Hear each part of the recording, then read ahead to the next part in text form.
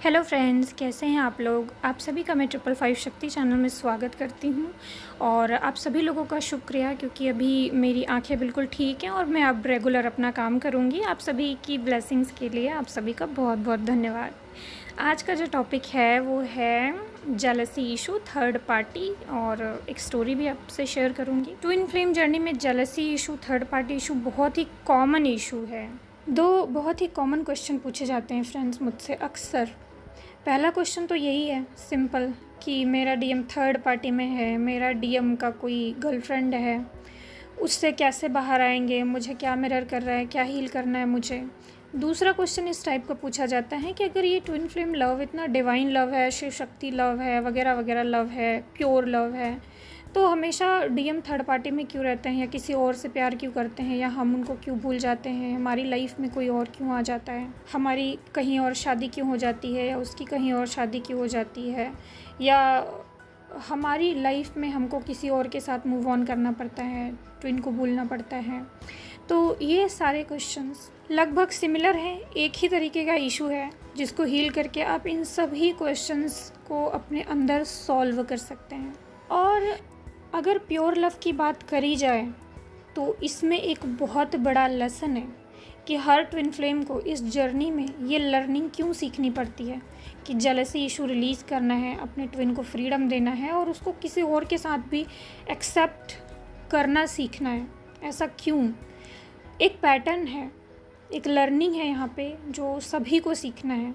जहाँ पे लव है, जहाँ पे प्योर लव की बात अगर आप कर रहे हैं, प्योर लव, डिवाइन लव आप सीख रहे हैं, तो उस प्योर लव का, डिवाइन लव का एक बहुत ही बड़ा पार्ट है, एक बहुत ही बड़ी लर्निंग है जो बिना सीखे आप प्योर लव एक्सपीरियंस नहीं कर सकते हैं। डिवाइन यूनियन अपने ट्विन के साथ एक्सपीरियंस नहीं कर सकते हैं। True love, pure love, divine love, unconditional love, ये सब बड़ी बड़ी बातें लव के बारे में लोग कहते हैं बस।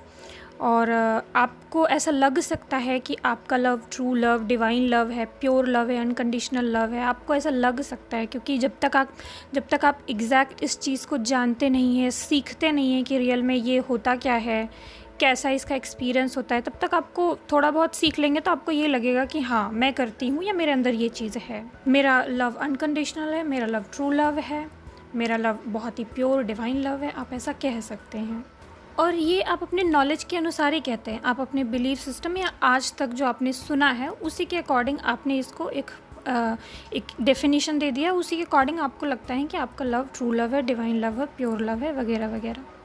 आपको एक पास्ट लाइफ जेलसी इशू का, थर्ड पार्टी इशू का स्टोरी सुनाऊंगी जो कि रियल है। इससे आप थोड़ा सा सीखेंगे कि ऐसा क्यों होता है कि थर्ड पार्टी आ जाती है, कैसे लेसन्स होते हैं, कैसे सोल कॉन्ट्रैक्ट्स होते हैं, कैसे हम थर्ड पार्टी को अपनी लाइफ में अट्रैक्ट कर लेते हैं, क्यों सारे के सारे थर्ड पार्टी सिचुएशन से गुज़र रहे हैं। ट्विन फ्लेम लव एक डिवाइन लव है, प्योर लव है, तो क्यों ऐसे गुज़रना पड़ रहा है, क्यों थर्ड पार्टी आ ही जा रही है, पर्पस क्या है, मकसद क्या है। इस स्टोरी से आपको ये समझ में आएगा। एक रीडिंग के दौरान मुझे ये स्टोरी डाउनलोड हुई थी, एक डीएफ की है। तो चलिए, मैं बहुत ज़्यादा लंबा नहीं खींचूंगी, शॉर्ट में ये स्टोरी बताऊंगी और आपको समझ में भी आ जाएगा। एक डीएफ एक डीएम होते हैं, ट्विन फ्लेम्स होते हैं, मतलब एक दूसरे के लिए बने। उसमें ये नहीं दिखाया जा रहा ट्विन फ्लेम, उनके जो पार्टनर हैं उनसे वो बहुत ज़्यादा लव करते हैं, उनके पार्टनर भी उनको बहुत ज़्यादा लव करते हैं। ये लोग काफ़ी हाईली इवॉल्व सोल हैं, काफ़ी इनर वर्क कर चुके हैं, मेडिटेशन साधना कर चुके हैं, लगभग सेम वाइब्रेशन में हैं। उन दोनों की उस लाइफ में मैरिज हो चुकी है और वो दोनों एक साथ रहते हैं। लेकिन डीएफ को यहाँ पे, मतलब वो जो फेमिनिन एनर्जी में, उसको बहुत ही उसके अंदर बहुत ही डेस्परेट एनर्जी है। वो खोने से डरती है उस पर्सन को। उसके पर्सन अगर कहीं वे बात कर ले रहे हैं, कहीं जा रहे हैं, तो उसको एक जेलसी इशू है अंदर। या बहुत सारे ऐसे इश्यूज होते हैं ना जेलसी की वजह से। आप ही को पता होगा कि कैसे अगर हम अपने पर्सन को किसी और के साथ देखते हैं तो अजीब अजीब से नेगेटिव ख्याल और लो वाइब्रेशन और पता नहीं क्या क्या फीलिंग्स आने लगती है। तो जेलसी इशू बहुत ही एक डेंजरस इशू है। तो इस स्टोरी में जो डीएफ एनर्जी है उसके अंदर ये इशू है। अब उनको ये लर्न करना है, ठीक है, क्योंकि वो हाई इवॉल्व सोल है, ईश्वर को सरेंडर भी हैं और लगातार इवॉल्व भी हो रहे हैं, उनकी लाइफ में लेसन लगातार आ रहे हैं। तो अब टाइम आ गया कि बहुत कुछ लर्न किया है तो अब ये भी लर्न कर लो। तो क्या होता है कि उन लोगों का सेपरेशन हो जाता है, एक एक्सीडेंट में डीएफ की मौत हो जाती है, मतलब डीएफ मर जाती है। तो उनका जो वो लाइफ था उसमें डीएफ अपने डीएम के साथ ज़्यादा टाइम रही भी नहीं और कॉन्फ्लिक्ट्स होते रहे और उसी में वो दोनों अलग भी हो गए। डीएम की अभी पूरी लाइफ बाकी है और डीएफ का लाइफ अब एंड हो चुका है। अब चूँकि इसमें जो फेमिनिन एनर्जी है, डीएफ है, वो अपने डीएम को बहुत ज़्यादा लव करती है, तो उसके लिए जब वो गॉड के पास जाती है तो वो गॉड से प्रे करती है कि वो अभी बर्थ नहीं लेगी। वो जब भी बर्थ लेगी अपने डीएम के साथ ही बर्थ लेगी, मतलब उसका जो पर्सन है जब वो अपनी ये लाइफ पूरी ख़त्म कर लेगा और वो जब फिर यहाँ पे आएगा और फिर उसका जब बर्थ होने लगेगा तो उसी टाइम लाइन में वो भी बर्थ लेगी। ऐसा उसने ईश्वर से प्रार्थना की, उसकी प्रार्थना सुनी जाएगी क्योंकि उसने बहुत सारी मेडिटेशन साधना इन वक्त पहले किया हुआ है। तो वो इस लेवल पे है अभी कि उसको चॉइस लेने का फ्रीडम दिया जाता है, उसकी प्रेयर सुनी जाती है। और साथ में वो ये प्रेयर भी करती है कि उसका पर्सन जो है वो अब धरती पे अकेला हो चुका है, वो दुखी रहेगा, परेशान रहेगा, तो वो प्रेयर करती है कि भगवान उसकी लाइफ में एक अच्छा पर्सन आए, उसकी शादी हो और उसके बच्चे हों, वो अपनी लाइफ बहुत खुशी खुशी जिए और अपना सोल ग्रोथ करे और उसके अंदर बहुत सारे नेगेटिव इश्यूज़ डेवलप ना हो। तो वो प्रेयर करती है कि वो हैप्पी रहे, क्योंकि वो बहुत ज़्यादा प्यार करती है अपने पर्सन से। तो वो सोचती है कि मैं तो अभी उसके पास हूँ नहीं, तो डेफ़िनेटली वो बहुत ज़्यादा दुखी ना हो, बहुत ज़्यादा परेशान ना हो, तो वो उसके लिए प्रेयर कर तो चाहती है कि कोई अच्छा पार्टनर, लाइफ पार्टनर उसको मिले और वो खुश रहे।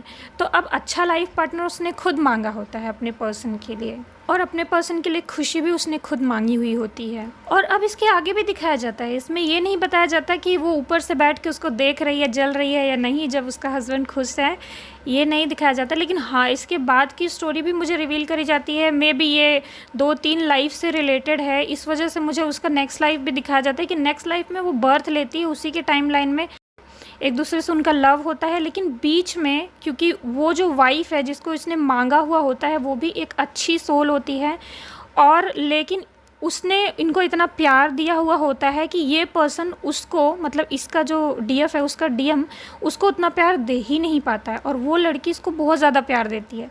अब इसके डीएम का कर्मा यहाँ पे क्रिएट हो गया क्योंकि वो उस लड़की को भूल नहीं पाता है, डीएफ को अपने, वो प्यार उसको दे नहीं पाता। उसकी वाइफ उसको बहुत सारा लव देती है क्योंकि उसकी प्रेयर की वजह से उसने एक अच्छी लाइफ पार्टनर उसकी लाइफ में डाल दी होती है, ठीक है, अपनी साधनाओं की वजह से। तो वो लड़की आ तो जाती है, इसके लिए वो सब कुछ करती है, लेकिन क्या होता है, डेस्टिनी है, ईश्वर को लेसन लर्न कराना है, वो कैसे भी करके स्टोरी क्रिएट कर देंगे।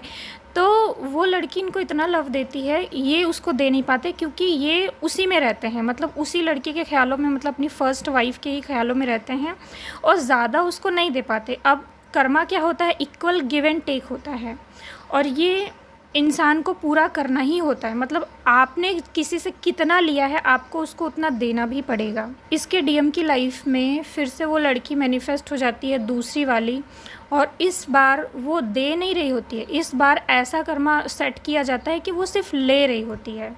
बहुत ज़्यादा इसके कर्मा नहीं होते हैं क्योंकि इस कर्मा को बैलेंस करना है, इसलिए ईश्वर ऐसी स्टोरी सेट करते हैं कि वो लड़की इस बार इनके ऊपर ध्यान नहीं देती है, इनसे ले रही होती है, ये उसके पीछे पड़ते हैं, उसको बहुत सारा लव देना है। अब देंगे नहीं तो ये कर्मा क्लियर होगा नहीं, ये दोनों साथ आ नहीं पाएंगे इस लाइफ टाइम में। तो वो जो लड़की है, जो सेकंड लड़की है, वो इनको पहले मिलती है, इनके साथ बहुत सारा अटैचमेंट इस लड़के को भी होता है, डीएम को भी होता है, वो दोनों एक अच्छे कपल बनते हैं। इस बार वो लड़की इनको ज़्यादा लव नहीं देती बल्कि ये उसको ज़्यादा लव दे रहे होते हैं क्योंकि उनको equal give and take maintain करना है, ठीक है। तो शादी से पहले ही ये उसको बहुत सारा लव दे रहे होते हैं, उसकी बहुत सारी केयर कर रहे होते हैं। फिर बीच में मिलती है इसकी ट्विन। अब इन दोनों को भी आपस में एक दूसरे से बहुत ज़्यादा अट्रैक्शन फील होता है, दोनों एक दूसरे से अट्रैक्ट हो रहे हैं। पर अब यहाँ पे जो डीएम है मैस्कुलिन एनर्जी में, उसको समझ नहीं आ रहा है कि ये ऐसा क्यों हो रहा है कि उसको दोनों की तरफ इतना ज़्यादा लव है, उसको इस पर्सन से भी लव है और उस पर्सन को भी वो छोड़ नहीं पा रहा होता है। अब जब तक उसका कर्मा गिव वाला ख़त्म नहीं होगा तब तक वो इसकी तरफ बहुत ज़्यादा आ नहीं पाएगा। तो अपनी रियल पर्सन से उसको बहुत कम अट्रैक्शन हो रहा होता है और जिसके साथ उसका कर्मा होता है उससे उसको ज़्यादा अट्रैक्शन हो रहा होता है, इस वजह से वो उस तरफ भाग रहा होता है। क्योंकि कर्मा है ना, जब तक कंप्लीट नहीं होगा, या कर्मा खींचता है हर एक इंसान को, क्योंकि उस कर्मा को कंप्लीट कराना है। तो यूनिवर्स का ये लॉ है कि अगर आपके पास लाइफ के कार्मिक हैं तो वो भी आपको उसी तरीके से अट्रैक्ट करेंगे, और आप टाल नहीं सकते इस चीज़ को। आप खींचते चले जाएंगे और वो कर्मा कंप्लीट होगा ही होगा। अगर आपने लिया है तो आपको देना ही पड़ेगा। अब वो लड़की उनको इतना लव भी नहीं कर रही होती है, लेकिन फिर भी ये उसकी तरफ अट्रैक्ट हो रहे होते हैं और उसको लव दे रहे होते हैं। और सबसे इम्पॉर्टेंट चीज़ तो यहीं से स्टार्ट होती है। जो डीएफ एनर्जी है, उसका जो मेन इशू है, जेलसी इशू, उसको यहाँ पे अब ये लर्न करना पड़ता है। अब वो उस पर्सन को छोड़ भी नहीं सकती है, और वो उस लड़की से जेलस भी बहुत होती है। उसका लव बहुत ज़्यादा गहरा है, बहुत ज़्यादा अनकंडीशनल है। वो इस चीज़ को महसूस भी कर रही होती है, तो लेकिन फ्रस्ट्रेशन के साथ भी महसूस कर रही होती है, क्योंकि उसको समझ नहीं आ रहा होता है कि वो इतना ज़्यादा लव करती है, सामने वाला इतना ज़्यादा लव नहीं करता, सामने वाला को कोई कनेक्शन नहीं फील होता है। बहुत सारी नेगेटिविटी, बहुत सारा फ्रस्ट्रेशन, बहुत सारे सोल शॉक, बहुत सारा जेलसी इशू, इन सब चीज़ों से उसको गुजरना पड़ता है। और इसमें उसको प्रेयर करते हुए भी दिखाया जाता है, जिससे कि मुझे ये आभास होता है कि उसकी अवेकनिंग उस टाइम पर भी हुई होगी, वो ईश्वर की तरह समर्पित हुई होगी, क्योंकि उसके पास लाइफ के कर्मास भी हैं जिसमें उसने बहुत सारा इनर वर्क किया, तो वो सारी पावर्स भी उसको ज़रूर मिलेगी, वो सारी गाइडेंस भी उसको ज़रूर मिलेगी। तो वो सारी गाइडेंस पावर वो उसको मिली, उस लाइफ में भी वो साधना करते हुए दिखाई गई। लेकिन अब इतनी ही स्टोरी मुझे रिवील करी जाती है। अब मैं जिसकी स्टोरी बता रही हूँ वो कहती है कि मैम मेरे अंदर तो जेलसी इशू है ही नहीं, मतलब मैं थोड़ा बहुत जलस करती हूँ, लेकिन मुझे इतना ज़्यादा जेलसी इशू नहीं है। इसका मतलब है कि उसने पास्ट लाइफ में अपना जेलसी इशू जो इतना डीप था उसने बहुत सारा हील करा हुआ है, लेकिन वो पास्ट लाइफ में वो अपना जेलसी इशू पूरी तरीके से हील नहीं कर पाई है, या पूरा तरीके से लर्न नहीं कर पाई है, इसीलिए वो इस लाइफ में भी आई है। उसके कुछ लेसन्स इस लाइफ में भी है, साथ में कुछ जेलसी इशूज़ भी उसको रिलीज़ करने हैं। और इस लाइफ में भी उसका जो डीएम है वो थर्ड पार्टी सिचुएशन में है। इसका मतलब है अनमैरिड हैं दोनों, लेकिन थर्ड पार्टी सिचुएशन में इस लाइफ टाइम में भी डीएम है। इसका मतलब है कि कुछ न कुछ साइकिल अभी भी चल रही है, और इस लाइफ में भी वो आ गई यहाँ पे लेसन लर्न करने के लिए।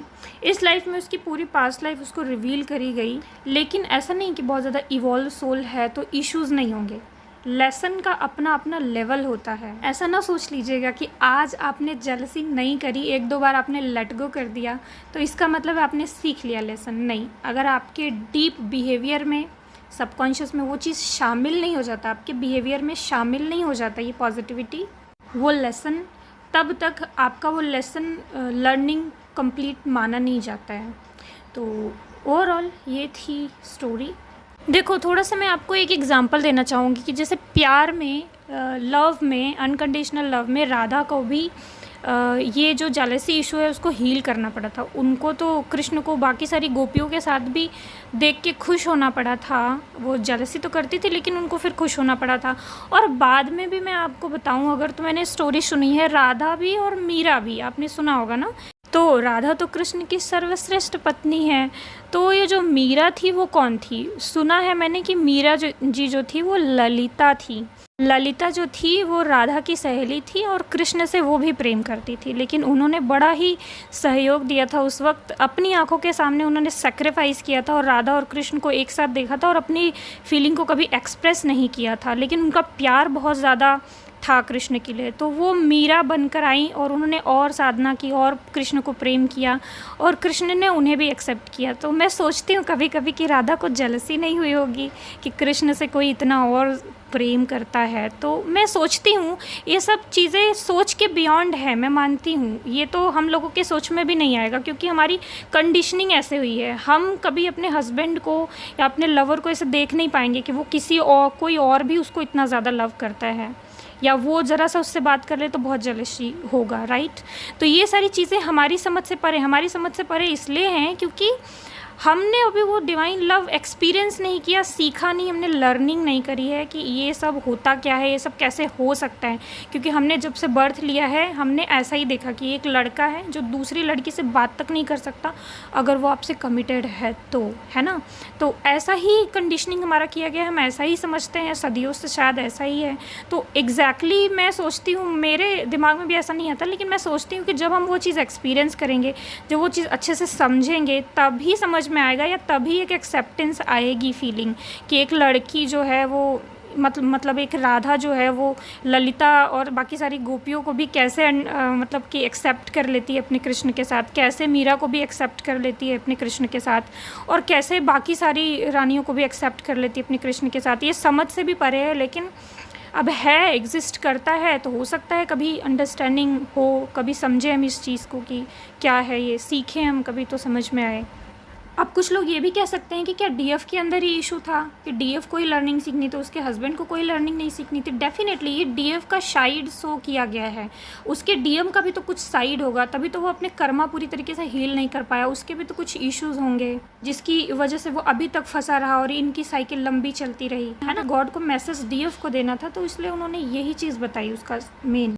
अब इससे आपने सीखा होगा कि किस तरीके से लेसन, किस तरीके से साइकिल्स रिपीट होते हैं, और आपकी छोटी छोटी मिस्टेक, छोटी छोटी डेस्परेट एनर्जी, डीएम को फ्रीडम नहीं देना, जेलस करना, किस तरीके से चीज़ें क्रिएट करता है, किस तरीके से आपके इश्यूज़ को बढ़ाता है। कभी कभी पॉजिटिविटी भी मतलब प्रॉब्लम क्रिएट कर देती है, राइट। उसने तो अच्छा ही मांगा था अपने डीएम से, उसे क्या पता था कि कर्मा उसका पीछा कर रहा है, लेकिन अच्छा उसने किया था, लेकिन डीप इनसाइड उसके अंदर जो जेलसी इशू थी, मेन तो उसी इशू को, उसी लेसन को उसे लर्न करना था। इसीलिए गॉड के थ्रू या यूनिवर्स के थ्रू ये कहानी रची गई होगी, या उसकी डेथ हुई होगी, या उसने प्रेयर करी होगी। तो ये सब यूनिवर्स की चाल होती है, एक लेसन्स, लर्निंग्स आपको अपनी तरफ खींचते हैं, और आप सीखते अपने एक्सपीरियंसेस से ही हैं। जब तक आप उस चीज़ को जिएंगे नहीं, तब तक आप सीख नहीं पाएंगे। सुना सुनाया तो हम बहुत कुछ जानते हैं, लेकिन जब कोई चीज़ हमारे एक्सपीरियंस में आती है, तभी हम उसको सही से अंडरस्टैंड कर पाते हैं, सही से सीख पाते हैं। तो जेलसी इशू, अभी जो लोग भी थर्ड पार्टी सिचुएशन में हैं, जिन लोगों को भी जेलसी फील होती है अपने डीएम के साथ में, सिंपल आप इतना समझ लीजिए कि जब तक आप उस रिलेशन में आपको क्या लर्न करना है, जब तक आप सीखेंगे नहीं, आपके डीएम ना उस चीज़ से छुटकारा पा पाएंगे, ना ही आपका जो काम है आप वो कर दीजिए, आपको जो लेसन लर्न करना है आप वो लेसन लर्न कर लीजिए, और पेशेंस रखिए। उनका जैसे ही कार्मिक ख़त्म होगा, उनका अगर कोई लेसन होगा, तो जैसे ही उनका लेसन ख़त्म होगा वो वहाँ से छूट जाएंगे। अगर वो नहीं भी छूटते हैं, तो आपने देखा कि किस तरीके से हमको जो हो रहा है वो होने देना चाहिए। भले ही आपके ट्विन है, लेकिन बिना उनकी मर्ज़ी के भी आप उनकी लाइफ में इंटरफेयर ना करें। आप सिर्फ अपने लेसन्स पे ध्यान दें, चाहे अच्छा चाहे बुरा, आप बिना वजह इंटरफेयर ना करें। आप यूनिवर्स को सरेंडर कर दें ऑटोमेटिक, और सिर्फ अपना लेसन लर्न करें ऑटोमेटिक। जो आपके डीएम के साथ होना है, जो उनके लिए और आपके लिए बेस्ट है, वो चीज़ यूनिवर्स अपने आप ही कर देगा। यूनिवर्स की ज़्यादातर प्लानिंग बिल्कुल एक्यूरेट होती है, क्योंकि यूनिवर्स बहुत इंटेलिजेंट है। लेकिन हम जब कोई चीज़ अपनी मर्ज़ी से बदलना चाहते हैं, या फिर अपने इश्यूज़ की वजह से चीज़ें कंट्रोल करना चाहते हैं, तो वो चीज़ें और ज़्यादा बिगड़ सकती हैं। अगर हम सिर्फ अपनी इस कहानी से, मैं तो यही सीखी कि जेलस मत करो और सिर्फ अपनी लर्निंग पे फोकस करो। अगर हमें ऐसा लगता है कि हमारे अंदर ऐसा कोई इशू है, हमें ऐसा फील हो रहा है, तो हमें अपनी फीलिंग की पूरी रिस्पॉन्सिबिलिटी लेनी चाहिए, और हमें अपनी फीलिंग, अपने इश्यूज़ को हील करना चाहिए, और सामने वाले को फुल फ्रीडम देना चाहिए। उसकी लाइफ को कैसे जाना है आगे, वो कैसे क्या लर्न करेगा, क्या सीखेगा, क्या नहीं सीखेगा, उसको या यूनिवर्स को सरेंडर कर। फिर डीएम की लवर या वो किसी के साथ भी रिलेशन में है, उन चीज़ों से जेलस ना करें। आप अगर किसी से प्यार करते हैं तो उसको फ्रीडम दें, अनकंडीशनल लव करने की कोशिश करें, उसकी लाइफ को कंट्रोल ना करें। अगर किसी भी रीज़न से आप उसको बहुत ज़्यादा लव करते हैं और आपकी फीलिंग आपके कंट्रोल में नहीं है, और आप उसके लिए या उस थर्ड पार्टी के लिए बुरा भला सोच रहे हैं, तो आपने आपको मेडिटेशन करके, यूनिवर्स को सरेंडर करके, हील करके आप शांत कर सकते हैं। आपके पास ये रास्ता है, और मैं ये मानती हूँ कि तुरंत नहीं हो सकता, इतना आसान नहीं है, लेकिन इतना मुश्किल भी नहीं है। कर्स करके या जेलसी करके आप इस स्टोरी को बहुत लंबा खींचे। इससे तो अच्छा है कि जो आपको इश्यूज दिख रहे हैं उन चीज़ों को हील करके आप इस स्टोरी को और शॉर्ट कर दें और आप और जल्दी यूनियन में आ पाएँ। इसके अलावा आप अपनी इच्छा अनुसार सामने वाले का बिहेवियर देखते हुए आप जो भी आपको सही लगे आप वो कर सकते हैं। मैं सिर्फ आपको ये सारी चीज़ें एक स्टोरी बता रही थी रियल, जो कि यूनिवर्स के द्वारा मेडिटेशन में डाउनलोड हुई। तो हर किसी का लेसन अलग हो सकता है, हर किसी की लर्निंग अलग हो सकती है। अनकंडीशनल लव, जेलसी या सेल्फ लव, लेसन तो हर तरीके के होते हैं। बस आपको इस चीज़ों को अच्छे से अंडरस्टैंड करके एक सही मात्रा में, एक बैलेंस वे में अपनी लाइफ में इन चीज़ों का यूज़ करना है, ना ही बहुत ज़्यादा ना ही बहुत कम। तो आज के लिए बस इतना ही friends. Thank you so much. God bless you all. Have a nice day. ओम नमः शिवाय। ओम साईं।